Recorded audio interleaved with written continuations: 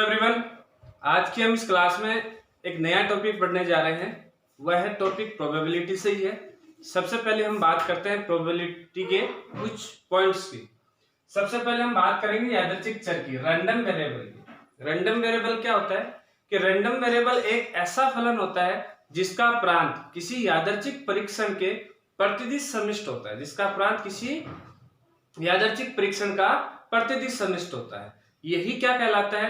Random variable कहलाता है। एक बार फिर से रिपीट करता हूं मैं, रैंडम वेरिएबल एक ऐसा फलन होता है जिसका प्रांत किसी यादृच्छिक परीक्षण का प्रतिदिश समिष्ट होता है। अब एज एग्जांपल में यदि आपके पास बात करूं तो किस प्रकार से ये होता है, तो देखो, यदि मेरे पास कोई एक सिक्का है, इस सिक्के को यदि मैं 2 बार उछालता हूं तो 2 बार उछालने पर उसका यदि हम प्रतिदिश समिष्ट देखें तो इस सिक्के को 2 बार उछालने पर प्रतिदिश समिष्ट आता है HH, HT, या हमारे पास TH, या फिर आता है TT।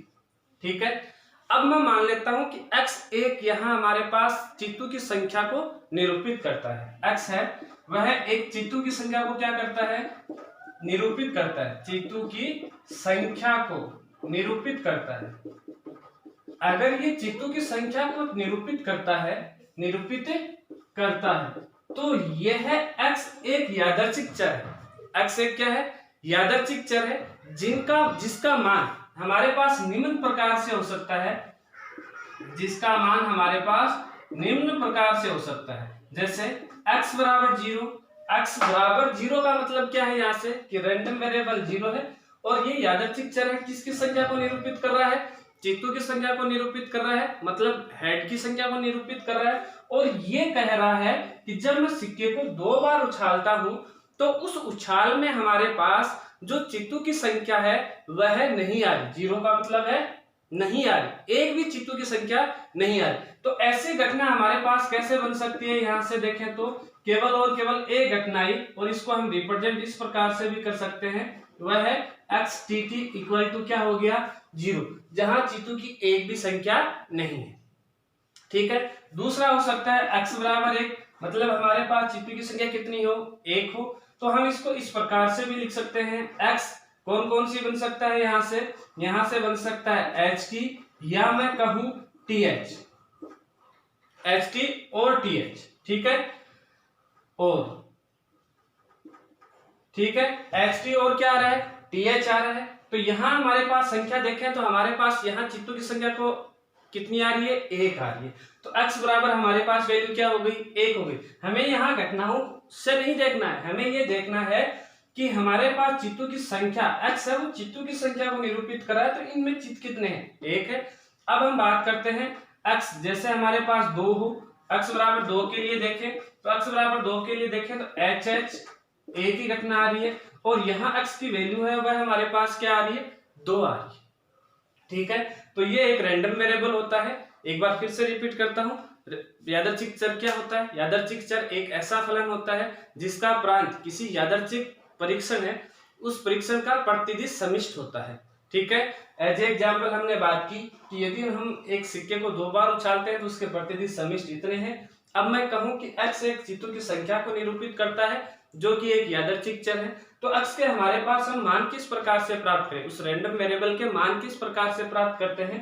तो सबसे पहले कंडीशन आती है x बराबर क्या हो? 0। इसका मतलब होता है जब हमारे पास ऐसी घटनाएं देखनी है जिसमें हमारे पास एक भी चित्त नहीं हो, तो x बराबर 0 के लिए XTT बराबर क्या हो गया? 0। x बराबर 1 के लिए हमें देखना है कि वहां चित्तों की संख्या कितनी होनी चाहिए? 1 होनी चाहिए। तब उस कंडीशन में हमारे पास HT और क्या आ रहा है? TH आ रहा है। और x बराबर 2 बराबर हमारे पास क्या आता है? यहाँ से HH, और यहाँ हमारे पास x की वैल्यू आ रही है 2, घटना हमारे पास आई 1 आई। तो ये है रैंडम वेरिएबल हम। ठीक है, अब उसके बाद में है हमारे पास यहाँ से प्रायिकता बंटन। यदि हमारे पास हम एक इस प्रकार का एक विवरण बनाए जिनमें यादृच्छिक चर के संगत, उन यादृच्छिक चर के संगत यदि हम उसकी प्रायिकताओं को लिखते हैं, उस विवरण में लिखते हैं, तो वही विवरण हमारे पास प्रायिकता बंटन कहलाता है। एक बार फिर से रिपीट करता हूं कि विवरण प्रायिकता बंटन क्या होता है? मैं कहूं कि हमारे पास एक ऐसा विवरण हो जिसमें यादृच्छिक चर के संगत उनकी प्रायिकताओं को यदि हम लिखते हैं तो वह विवरण ही क्या कहलाता है, प्रायिकता बंटन कहलाता है। एज ए एग्जाम्पल, जैसे ये हमारे पास है, मैं एक विवरण यहाँ से बनाता हूँ, तो यहाँ से सबसे पहले ऊपर की तरफ मैं लिखता हूँ यादृच्छिक चर, और यादृच्छिक चर को मैं निरूपित करता हूँ x से। x हमारे पास यहाँ से क्या क्या आया, 0, 1 और क्या आया 2, तो हम इनको लिखते हैं 0, 1 और क्या आ चुका है 2। अब यहाँ से इनकी x, इनकी प्रायिकताएं ज्ञात करनी है, क्योंकि यादृच्छिक चर के संगत मैंने ही बोला था, ठीक है। तो यादृच्छिक चर के संगत यदि हम इनकी प्रायिकताएं देखें, x बराबर 0, तो घटना घटित हुई 1, टोटल है हमारे पास 4, तो इसकी प्रायिकता ही 1/4, ठीक है। दूसरी बात, घटना घटित कितनी हुई 2, टोटल है हमारे पास, तो इसकी प्रायिकता हुई हमारे पास 2/4। और x बराबर 2 के लिए देखें, घटना घटित हुई 1 और इस टोटल है 4 और इसकी प्रायिकता आ चुकी है 1/4, ठीक है। अब हम बात करते हैं इस प्रायिकता बंटन की। प्रायिकता बंटन में हम जो यादृच्छिक चर के जो संगत हम प्रायिकताएं ज्ञात कर रहे हैं, ये प्रायिकता कभी भी ऋणात्मक नहीं होती और कभी भी 1 से इसका मान ज्यादा नहीं होता। या मैं कहूं कि ये जो प्रायिकताएं आ रही हैं px, ये हमेशा 0 लेस देन इक्वल px और लेस देन इक्वल हमारे पास 1 होना चाहिए। मतलब हमारे पास ये जो प्रायिकताएं आ रही है, इन प्रायिकताओं का मान 0 से लेके कहां तक आना चाहिए, 1 आना चाहिए। और दूसरी बात, इन सभी प्रायिकताओं का योग हमेशा कितना होना चाहिए, 1 होना चाहिए। तो सिग्मा, जैसे i टेंस टू मैं 1 से लेके n करता हूं और यहां से pxi करते हैं हम प्रायिकताओं का, तो ये प्रायिकताओं का योग हमेशा हमारे पास क्या आना चाहिए, 1 आना चाहिए, तभी ये प्रायिकता बंटन हमारे पास सक्सेसफुल है, सफल है। अन्यथा यह गलत है, हम कह सकते हैं तभी ये प्रायिकता बंटन हमारे पास सही है, अन्यथा ये प्रायिकता बंटन क्या होगी, गलत होगी। क्या कहानी बताई मैंने, 2 कहानी बताई। एक तो इन जो यादृच्छिक चर के संगत हमारे पास जो इनकी प्रायिकताएं आ रही हैं, इनकी प्रायिकताओं का मान 0 से लेके 1 तक होना चाहिए। दूसरी कहानी मैंने ये बताई कि इन सभी प्रायिकताओं का जो योग, इन सभी प्रायिकताओं का योग है वह हमेशा 1 के बराबर आना चाहिए। यदि 1 के बराबर है तो वह प्रायिकता बंटन सही है। ये इसको हम क्या बोलेंगे, प्रायिकता, इस विवरण को ही हम क्या बोलते हैं, प्रायिकता बंटन बोलते हैं। और ये है प्रायिकता बंटन सही है, अन्यथा वह गलत है। चाहे 1 से कम मान आए तब भी गलत है, चाहे 1 से अधिक मान आए तब भी वह क्या है, गलत है, ठीक है। अब उसके बाद में आता है माध्य।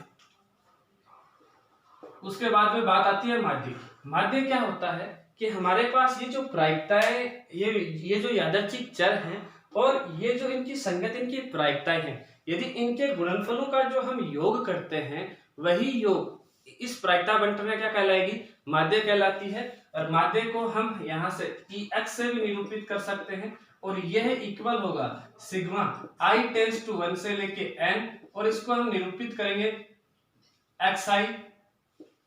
xi का मतलब हमारे पास यादृच्छिक चर, ठीक है, और इनटू में यहां से आएगा pxi, ठीक है। तो माध्य बराबर क्या होगा कि माध्य बराबर होगा ex equal to sigma i tends to 1 to n xi dot pxi। xi यहां से इनकी यादृच्छिक चर का मान है, और pxi उन यादृच्छिक चर के संगत हमारे पास जो प्रायिकताएं हैं वह है। तो हमारे पास कोई भी यदि हमारे पास क्वेश्चन आता है और उसमें से पूछाता है इसका प्रायिकता बंटन ज्ञात कीजिए, साथ में उसका माध्य ज्ञात कीजिए, तो माध्य हम इस प्रकार से ज्ञात करेंगे। अब उसके बाद में आता है हमारे पास यहां से इसका प्रसरण। प्रसरण की बात और आती है। प्रसरण क्या होता है, यदि हम मैथमेटिकली रूप में इसको दर्शाना चाहिए तो प्रसरण होता है ex² माइनस ex का होल स्क्वायर। इसका मतलब क्या है, यहाँ से प्रसरण ये होता है, इसका मतलब क्या है, इसका मतलब है यहाँ से कि sigma i tends to 1 to n, यहाँ से xi का स्क्वायर, मतलब ये जो हमारे पास रैंडम वेरिएबल है, जो यादृच्छिक चर हैं, इनका स्क्वायर, और डॉट यहाँ से आ गया pxi माइनस यहाँ से होगा कि sigma i tends to 1 to n, और xi डॉट हुआ हमारे पास pxi का होल स्क्वायर का क्या बन जाएगा, होल स्क्वायर हो जाएगा, और ये कहलाता है प्रसरण। और इस प्रसरण को हम लिखते हैं वेरिएशन वेरिएबल, और वेरिएबल एक्स से, किससे लिखते हैं, वेरिएबल एक्स से। प्रसरण हो चुका है। अब उसके प्रसरण के बाद में एक बात और आती है, वह आती है मानक विचलन की। मानक विचलन, ठीक है। मानक विचलन क्या होता है, एसडी, स्टैंडर्ड डेरिवेटिव। तो मानक विचलन होता है यदि हम इस प्रसरण का रूट करते हैं तो वह क्या ज्ञात होगा, मानक विचलन ज्ञात होगा। और मैं इसको इस प्रकार से लिख सकता हूं कि रूट प्रसरण, प्रसरण का हम क्या कर देंगे, रूट कर देंगे तो हम ज्ञात कर सकते हैं। तो हमने यहाँ से चार बातें सीखी। पहली प्रायिकता आवंटन ज्ञात करने की, दूसरी वहां से उस प्रायिकता आवंटन का माध्य ज्ञात करने की, माध्य से हमने प्रसरण ज्ञात करने की सीखी, और प्रसरण से हमने मानक विचलन ज्ञात करने का सीखा। इसकी थोड़ी इतनी है इस एक्सरसाइज की, एक्सरसाइज 16.4 की। अब हम बात करते हैं एक्सरसाइज 16.4 के कुछ क्वेश्चंस की।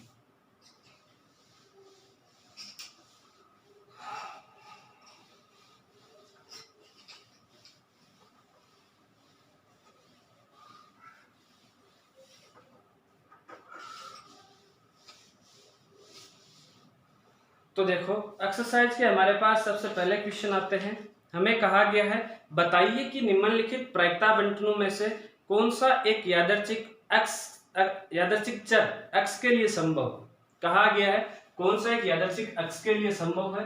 तो पहला क्वेश्चन यहाँ से पहले का पहला, हमारे पास एक प्रायिकता आवंटन दे रखी है। हमें कहा गया है कि क्या ये प्रायिकता आवंटन किसी यादृच्छिक x के लिए संभव है या नहीं। मैं सबसे पहले उसको निरूपित करता हूं। यहां से x दे रखा है और यहां से px दे रखा है।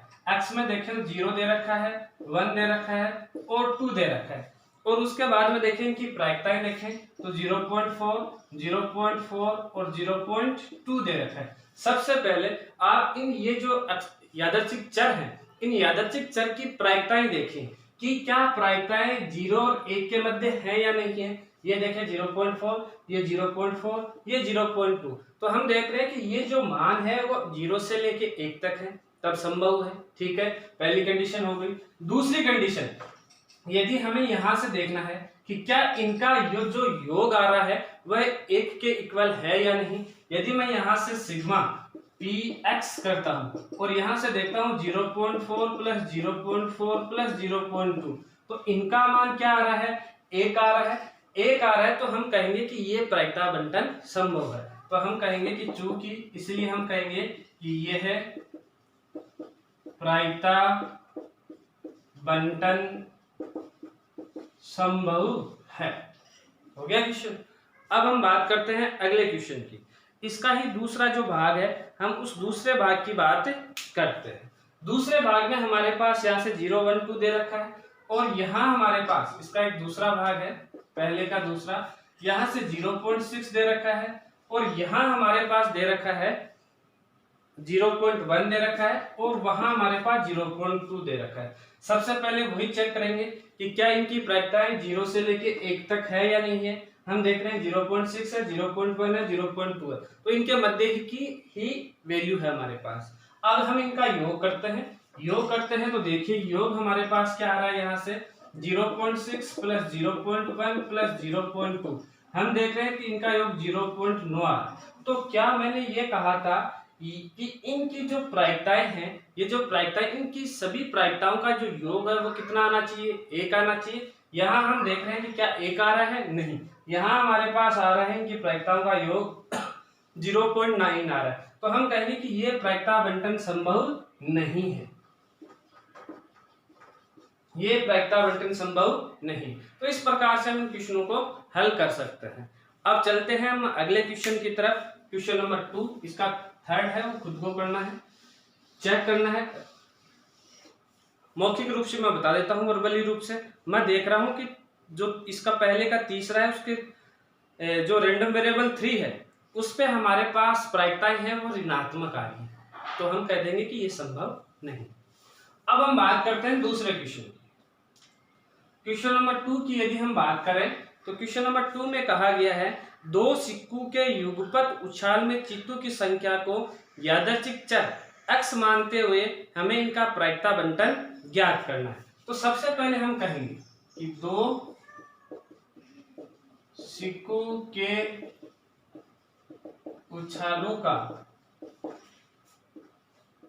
प्रतिदर्श समिष्ट, यदि हम ये देखें तो ये हमारे पास इक्वल आता है, क्या क्या आता है, एच एच, दूसरा है एच टी, तीसरा है टी एच और चौथा है टी टी। ठीक है, अब दिया क्या है, हमें कहा गया है x चित्तों की संख्या क्या करता है, निरूपित करता है। हम कहेंगे चूंकि x एक यादृच्छिक चर है,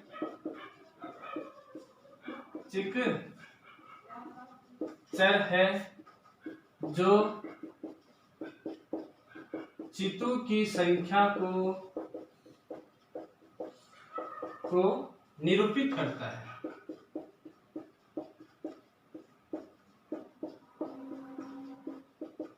ठीक है, अब हम बात करते हैं x के मान, जिसका मान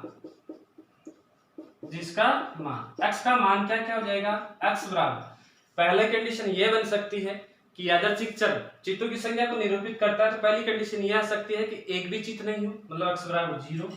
दूसरी कंडीशन आ सकती है x बराबर 1 कि एक चित्त हो। तीसरी कंडीशन हो सकती है हमारे पास कि जो हम दो सिक्के उछाले हैं उन दोनों पे ही क्या है, दोनों चित्त आए। ठीक है, अब हम इनकी प्रायिकताएं ज्ञात करते हैं। तो सबसे पहले मैं प्रायिकता ज्ञात करता हूं पी एक्स बराबर 0, x बराबर 0। ठीक है, तो यहाँ x बराबर 0 का मतलब है एक भी चित्त नहीं है। ऐसी कंडीशन हमारे पास कहाँ आ रही है, एक ही जगह आ रही है। इसको मैं इस प्रकार से भी लिख सकता हूं कि प्रोबेबिलिटी ऑफ टी टी, मतलब ये हुआ कि हमारे पास एक ही कंडीशन आ रही है जहां एक भी चित्त नहीं आ रहा। ठीक है, तो हमारे पास कंडीशन है एक, टोटल है हमारे पास 4, प्रायिकता ही हो चुकी है हमारे पास यहाँ से 1/4। दूसरी कहानी है प्रोबेबिलिटी ऑफ x बराबर क्या आ सकता है 1, या हम ऐसे कहें कि हमारे पास ऐसी कंडीशन हो कि यादृच्छिक चर ऐसा हो कि वहां हमारे पास केवल और केवल चित्तों की संख्या कितनी आ रही है, 1 आ रही है, जब हम उस सिक्के को 2 बार उछाल रहे। तो ऐसी हमारे पास घटनाएं हो रही है, कौन कौन सी, एक तो एच टी हो रही है और मैं कह सकता हूं यहां से टी एच हो रही है। ठीक है, तो मैं देख रहा हूं कि यहाँ टोटल हमारे पास जो घटनाएं घटित हो रही है वो कितनी हो रही है, 2 हो रही है, और 2 बटा कुल हो रही है हमारे पास 4, तो ये आ गया, ये आ चुका है हमारे पास 1/4। ठीक है, अगली जो कहानी है पी एक्स बराबर क्या है हमारे पास 2 के लिए देखें तो हमारे पास घटना घटित हो रही है केवल और केवल 1।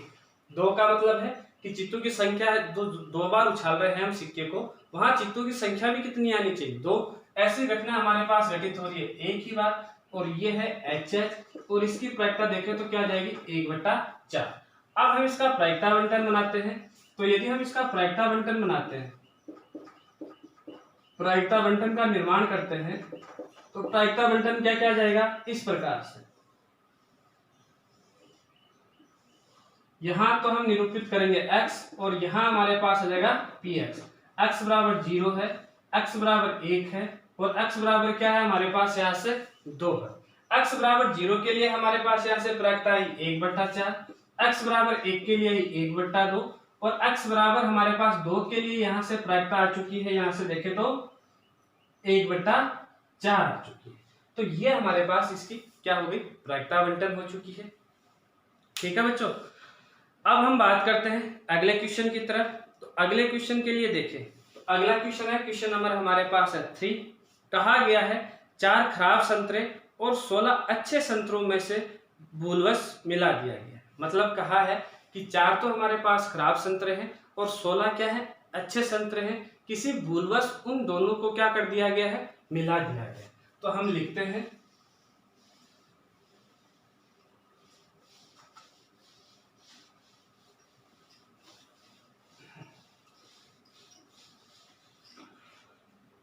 क्वेश्चन नंबर 3 दिया गया है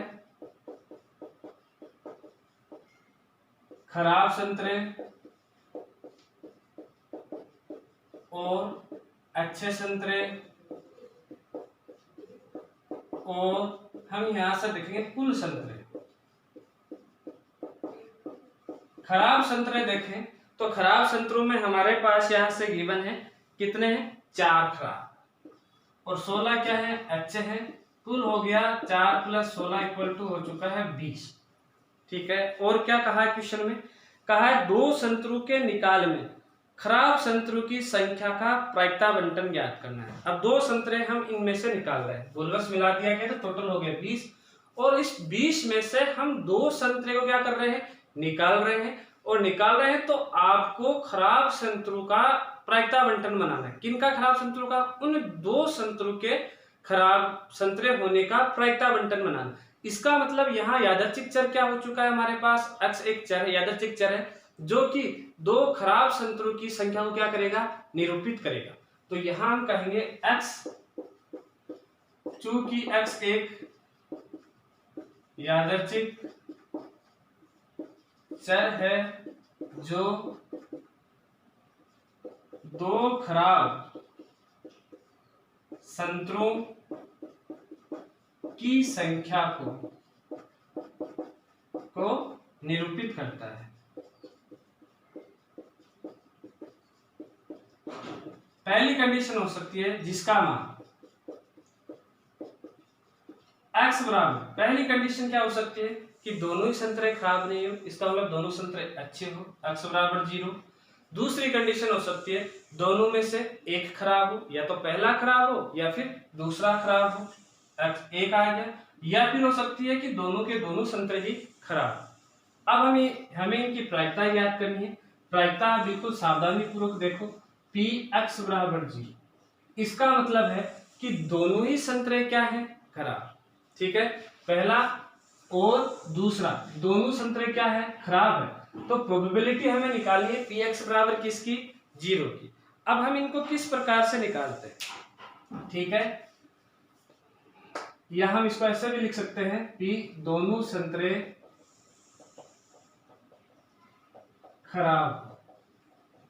ठीक है, तो यहां से ये प्रायिकता आती है, दोनों संतरे खराब हो मतलब पहला भी खराब हो और दूसरा भी क्या हो, खराब हो। तो पहले संतरे के खराब होने की प्रायिकता क्या आएगी, खराब संतरे कितने हैं, टोटल 4, और कुल संतरे कितने हैं, 20। तो पहले संतरे के खराब होने की प्रायिकता आएगी 4/20 गुना स्वतंत्र घटनाएं हैं। अब ऐसा नहीं है कि हम संतरे को निकाल के वापिस उसमें पुट कर रहे हैं। अब हमें क्या करना है कि अब एक संतरा निकालिए तो कितने बचे, 3, और टोटल कितने हो गए, 19। अब हम दूसरा संतरा भी यहीं से निकाल रहे हैं, तो दूसरा संतरे के भी खराब होने की अनुकूल स्थितियां 3 और कुल स्थितियां कितनी है, 19। तो 3 बट्टा हो चुका है हमारे पास यहाँ से 19। ठीक है, तो यहां से इसमें इसका भाग देते हैं 5, और तो यह आ चुका है 3/95। ठीक है, अब दूसरी जो घटना है उसके बारे में और देखो। दूसरी घटना क्या है हमारे पास कि px बराबर 1, इसका मतलब क्या है, इसका मतलब है दो में से एक संतरा खराब, दोनों में से एक संतरा क्या हो, खराब। अब देखो हमारे पास यहां दो कंडीशन बन रही है। दो कंडीशन कौन सी बन रही है, दो कंडीशन ये बन रही है कि यहां से या तो पहला खराब हो सकता है या फिर दूसरा खराब हो सकता है। यदि पहला खराब होता है तो दूसरा सही होगा, एक तो यह कंडीशन। जैसे खराब को यदि मैं W से लिखूं रॉन्ग से, और सही अच्छे को मैं R से लिखूं, तो पहली कंडीशन बन सकती है P, यहां से R से लिखते हैं तो पहली कंडीशन बन सकती है PWR। W का मतलब है पहला संतरा खराब है, दूसरा संतरा क्या है, सही। या फिर और हम कह सकते हैं, या और क्या हो सकता है कि पहला सही हो, दूसरा क्या हो, खराब। इस प्रकार से हमारे पास ये क्या बन सकती है, कंडीशन बन सकती है। हमें इनकी प्रायिकताएं याद करनी है।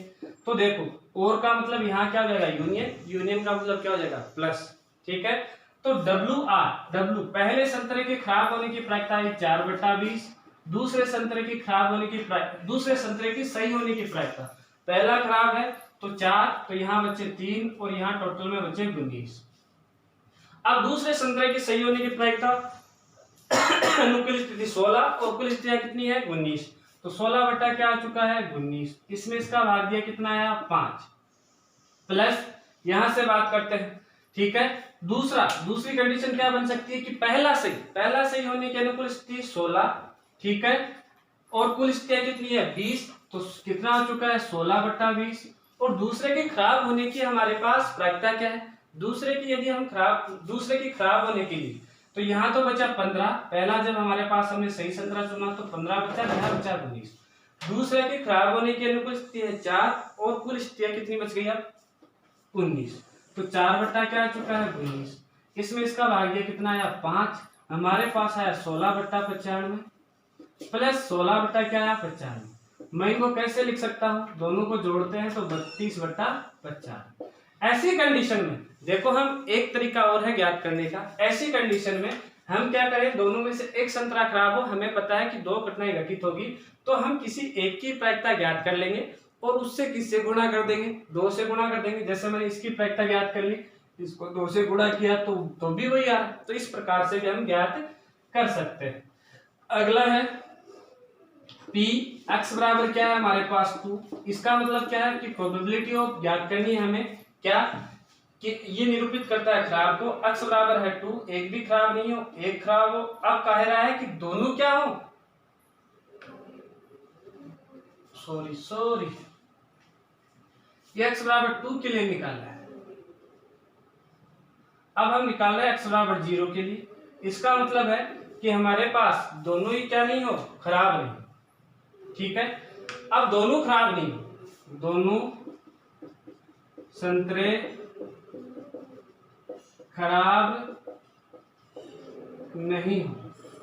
देखो मैंने एक चेंज किया है, यहाँ ये 2 किया है, यहाँ 0 किया है। 2 दोनों संतरे खराब हो, 2 का मतलब है दोनों संतरे खराब हो, इसलिए वहां 2 किया है, यहाँ 2 ही आएगा, ठीक है।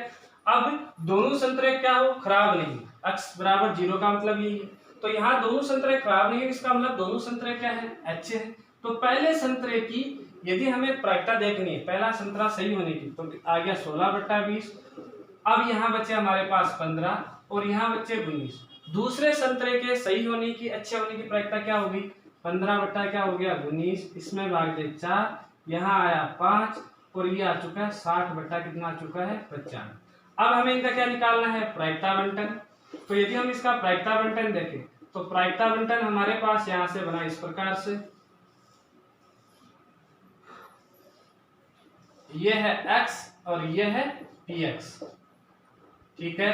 x बराबर 0, 1 और क्या है 2, 0 के लिए 60 बट्टा क्या आ चुका है 95, दूसरे में देखें तो 32 बट्टा 95 और तीसरे में देखें तो 3 बट्टा 95। देखो ऐड करके देख सकते हो, इसका मान भी क्या आ रहा है 1 आ रहा है, ठीक है। तो इसी के साथ ये क्वेश्चन भी क्या हो गया, खत्म हो चुका है।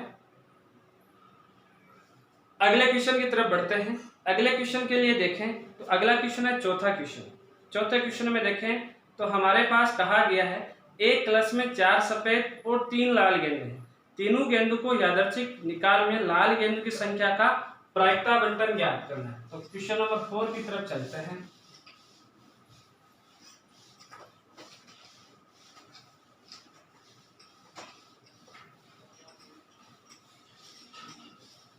यदि हम क्वेश्चन नंबर 4 देखें तो क्वेश्चन नंबर 4 में हमारे पास क्या दिया गया है वही बात देखते हैं। एक क्लच में 4 सफेद और 3 लाल गेंद है, हमें कहेंगे कि दिया गया है, क्या दिया गया है, एक क्लच में कहा गया 4 सफेद और 3 लाल गेंदे हैं, तो हम कहेंगे कि इसलिए कुल गेंदों की संख्या देखें तो हमारे पास यहां से आती है 4 + 3 = आ गया 7। उसके बाद में देखें क्या कहा गया है कि 3 गेंदों के, अब ये कुल गेंदों में से 3 गेंद निकालना है, उन तीनों गेंदों के यादृच्छिक हमें चर देखना है और वह यादृच्छिक चर निकाल का कहा गया है कि वह तीनों गेंदें कैसी हैं, लाल हैं, और लाल है तो हमें उनकी प्रायिकता बंटन ज्ञात करना। तो हम कहेंगे x एक यादृच्छिक चर है जो लाल गेंद की संख्या को निरूपित करता है। अब लाल गेंद कितनी निकाल रहे हैं, इन टोटल में से 3। तो पहला हमारे पास जिसका मान, तो यादृच्छिक चर का मान क्या आ जाएगा x बराबर 0 मतलब एक भी लाल नहीं हो, दूसरा x बराबर 1 एक लाल हो, दूसरा x बराबर 2 दो लाल हो, और तीसरा x बराबर 3 मतलब 3 लाल। अब प्रोबेबिलिटी ज्ञात करते हैं। तो सबसे पहले Px बराबर 0, जो हम 3 गेंद निकाल रहे हैं उन तीनों गेंदों में से कोई भी गेंद लाल नहीं। तो पहली कंडीशन कि हमारे पास 3 गेंद है, तीनों में से लाल नहीं हो, तो तीनों गेंद कैसे होंगी? सफेद। सफेद देखें तो कितनी है? 4। तो पहली गेंद को निकालने की प्रायिकता क्या हो जाएगी? 4/7। अब हम ज्ञात कर रहे हैं दूसरी गेंद। दूसरी गेंद अब 4 में से 1 निकल चुकी है, कितनी बची? 3, और टोटल कितना है? 6। तो दूसरी गेंद के लाल होने की प्रायिकता क्या हो जाएगी? 3/6। अब तीसरी गेंद निकाल रहे हैं, तो अब हमारे पास बचा 2 और यहाँ से 5। तो तीसरी गेंद के लाल सफेद होने की प्रायिकता कितनी आ जाएगी? 2/5। 6 से 6 क्या हो गया? कैंसिल, और यहाँ से आ चुका है 4/35। ठीक है। अब हम अगले की तरफ देखते हैं। अगला हमारे पास क्या है? यहाँ से यदि देखें तो अगले क्वेश्चन की अगली प्रायिकता के लिए देखें तो P x बराबर क्या आ रहा है? 1 आ रहा है। अब देखो इसमें बड़ी सोचने वाली बात, ये कह रहा है कि आपके पास x बराबर 1 का मतलब है एक गेंद कैसी होनी चाहिए? लाल। तो मैं यदि व्हाइट को W से और रेड को लाल को मैं R से निरूपित करता हूं, तो कैसी कैसी संभावनाएं बन सकती है ये मैं लिखता हूं। देखो W प्रोबेबिलिटी हो, या तो क्या आ सकता है? पहली रेड आ सकती है, दूसरी व्हाइट, तीसरी व्हाइट। और क्या आ सकता है? यहां से ऐसा आ सकता है कि पहली व्हाइट, दूसरी रेड और तीसरी क्या आ सकती है? व्हाइट। तब भी हमारे पास एक लाल गेंद प्राप्त हो रही है। और क्या आ सकता है? यहां से हमारे पास यहां से ऐसा आ सकता है कि पहली व्हाइट, दूसरी व्हाइट और तीसरी क्या आ सकती है? रेड आ सकती है। ठीक है। कंडीशन कितनी बनी? 3। तो मैंने अभी अभी पिछले क्वेश्चन में समझाया था कि मैंने किससे गुणा कर देना है? 3 घटनाएं हो रही है तो 3 से गुणा कर देना है, क्योंकि इनकी तीनों की प्रायिकताएं क्या होनी है? एक ही है। ठीक है, एक जैसी है, तीनों की समान है। तो 3 इंटू, अब मैं यहां से ज्ञात करता हूं सबसे एक की। तो पहली गेंद के लाल होने की प्रायिकता, तो पहली गेंद लाल के लिए अनुकूल स्थिति कितनी है? 3। कुल स्थिति यहाँ है 7, तो यहां से हो चुका है 3/7। अब हमारे पास गेंद कितनी बची? 2 लाल बची, 4 सफेद बची, और 6 हमारे पास कुल गेंदें बची। दूसरी गेंद के व्हाइट होने के लिए, व्हाइट की हमारे पास यहाँ से अनुकूल स्थिति है 4 और कुल स्थितियां हमारे पास बनी 6। अब हमारे पास गेंद बची यहाँ से 3 और यहाँ से क्या आ चुका है? 5। 3, 2 और टोटल हो गई 5। तीसरी गेंद के व्हाइट होने की प्रायिकता क्या आ जाएगी? यहाँ से 3 क्या आ चुकी है? 5। ठीक है, कटपीट करते हैं। तो यहाँ से आया 2, 2 का भाग गया इसमें, यहाँ से 2, ऊपर 6, 36, 18, 18 बट्टे आ चुका है 35। ठीक है, अगली बार करते हैं। तो Px बराबर क्या है हमारे पास? 2। x बराबर 2 का अर्थ क्या है कि जो हम 3 गेंद निकाल रहे हैं उन तीनों में से 2 गेंद कैसी होनी चाहिए? लाल। तो कैसी कैसी घटनाएं बन सकती हैं? वही रेड व्हाइट से निरूपित कर रहा हूं। पहली कंडीशन RW बन सकती है, और क्या बन सकता है? RWR बन सकता है, और क्या बन सकता है हमारे पास? यहाँ से WRR वाली कंडीशन भी बन सकती है। हम देख रहे हैं कि घटनाएं कितनी हो रही है? 3। तीनों की प्रायिकताएं समान है, तो मैं इसको 3 से मल्टीप्लाई कर देता हूं और इनकी किसी एक घटना की मैं प्रायिकता ज्ञात कर लेता हूं। तो सबसे पहले ही वाली घटना की मैं प्रायिकता ज्ञात करता हूं, तो क्या आएगा बताओ बच्चों? हमारे पास आता है कि लाल के लिए अनुकूल स्थिति है 3 और कुल है हमारे पास 7, तो 3 क्या हो गई? 7। अब हमारे पास यहाँ से गेंद बची, लाल तो बची 2 और कुल बची 6 और 4 बची व्हाइट। लाल के लिए फिर से हमारे पास अनुकूल स्थितियां हैं 2 और कुल बन गई हमारे पास 6। ठीक है, अब यहां से बची 1, यहां से बचा 4 और यहां से बचा 5। अगली की कंडीशन है व्हाइट। व्हाइट के लिए कुल अनुकूल स्थितियां हैं 4 और टोटल स्थितियां हैं हमारे पास 5। तो 4 क्या हो गया? 5। 6 से 6 क्या हो गया? कैंसिल। यहां से आ चुका है 12 कितना आ चुका है? 35। ठीक है, अब लास्ट वाली कंडीशन बचती है, तो मैं लास्ट वाली कंडीशन पे हम प्रायिकता ज्ञात करते हैं। Px बराबर क्या आया? 3। x बराबर 3 का अर्थ है कि तीनों की तीनों गेंदें कैसी होनी चाहिए? लाल। तो प्रोबेबिलिटी ऑफ यहाँ से आ गया R और क्या आ गया? R। ठीक है, तो एक ही कंडीशन बनी हमारे पास। तो पहली गेंद के लाल होने की प्रायिकता क्या जाएगी? 3/6, कुल स्थितियां 7 है। दूसरी गेंद के लाल होने के लिए 2/6 और तीसरी गेंद के लाल होने के लिए 1 क्या बचा? 5। यहाँ से 6 से 6 कैंसिल, ये आ चुका है 1/35। अब हम इसका क्या निकाल लेते हैं? प्रायिकता बंटन। मैं यहाँ से कहूंगा प्रायिकता बंटन। अगर हम प्रायिकता बंटन ज्ञात करते हैं तो देखो प्रायिकता बंटन में हमारे पास यहाँ से क्या आया, एक तरफ हम लिखेंगे x रैंडम वेरिएबल, एक उनके संगत उनकी प्रायिकता है, तो 0, फिर है 1, फिर है 2 और फिर है हमारे पास यहाँ से 3। 0 के लिए देखें तो हमारे पास प्रायिकता है यहाँ से 4/35। 1 के लिए देखें तो यहाँ से हमारे पास प्रायिकता है 18/35। 2 के लिए देखें तो हमारे पास प्रायिकता है 12/35 और 3 के लिए देखें तो 1 क्या आ चुकी है 35। इसी के साथ बच्चों ये क्वेश्चन भी खत्म हुआ। अगला जो वीडियो लेक्चर है उसमें हम इससे अगले वाले क्वेश्चन पढ़ेंगे। धन्यवाद बच्चों, आज की क्लास में इतना ही।